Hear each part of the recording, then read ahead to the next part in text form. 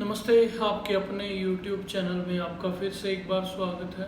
आज मैं ऐसे इस्लामिक आक्रांता के बारे में बताने जा रहा हूँ जिसका चेहरा तो कुरूप था ही, उससे भी ज़्यादा भयानक थी उसकी मानसिकता। जी हाँ, मैं उसी नर पिशाच महमूद गजनवी की बात कर रहा हूँ जिसने हवाई वाली मानसिकता से ग्रस्त होकर सहारनपुर, बुलंदशहर, मथुरा, पुरुषपुर, यहाँ तक सोमनाथ मंदिर तक अपनी बर्बरता को बिखेरते हुए लोगों को लूटा, कत्ल किया और अधिकतर को मुसलमान बना दिया।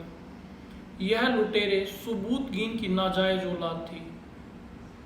उसके लुटेरे पिता को भी यह अच्छे से पता था कि यह नाजायज औलाद अत्यंत क्रूर और निर्दयी है, इसलिए उसने अपनी सारी वसीयत अपने दूसरे बेटे इस्माइल के नाम पर लिखी थी। परंतु नाजायज और कुरूप औलाद इतनी भयानक निकली कि तलवार के बल पर खुद ही शासक बन बैठा और इस दुष्ट का शासनकाल 997 ईस्वी से 1030 तक चला।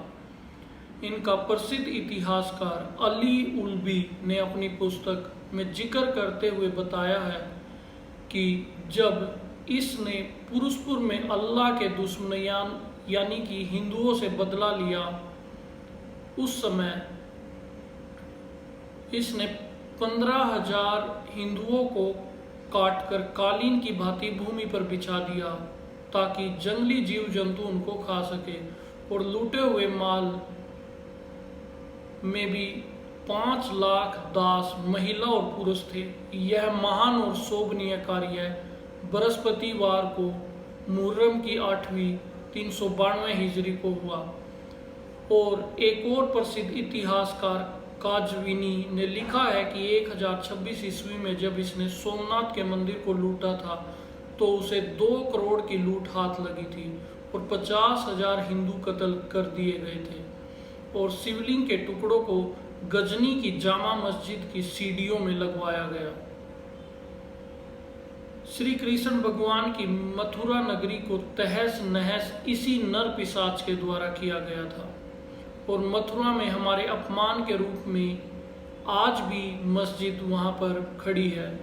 इसके अतिरिक्त इसने लाहौर, ग्वालियर, कालिंजर, समरकंद, अजमेर, गुजरात की राजधानी अहिलवाड़ा को लूटने और लाखों हिंदुओं का वध और धर्मांतरण करने का कार्य भी इसी महमूद के द्वारा किया गया।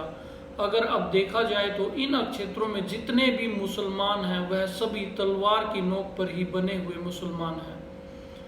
सबसे पहले तो वो लोग जो अपने आप को मुसलमान कह रहे हैं, मुसलमान कहने से पहले अपने दादा परदादाओं की हिस्ट्री निकलवा कर देख लो, कहीं वह हिंदू की ही औलाद तो नहीं।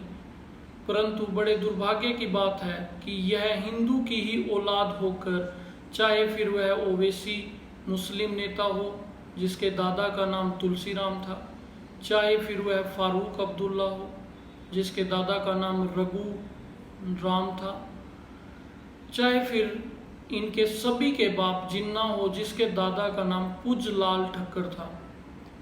अब प्रश्न यह है कि आखिर इस हवाई कुरान में ऐसी कौन सी मानसिकता भरी पड़ी है जिसको स्वीकार करते ही इंसान निर्दयी तो हो ही जाता है, साथ में देशद्रोही का टैग भी साथ ही लिए घूमता है। यह प्रश्न मैं आपके लिए छोड़ रहा हूँ। कमेंट बॉक्स में अपनी राय जरूर दें। चैनल को सब्सक्राइब, वीडियो को लाइक और शेयर करना ना भूलें। फिर मिलता हूँ अपने एक नए रिसर्च के साथ। नमस्ते।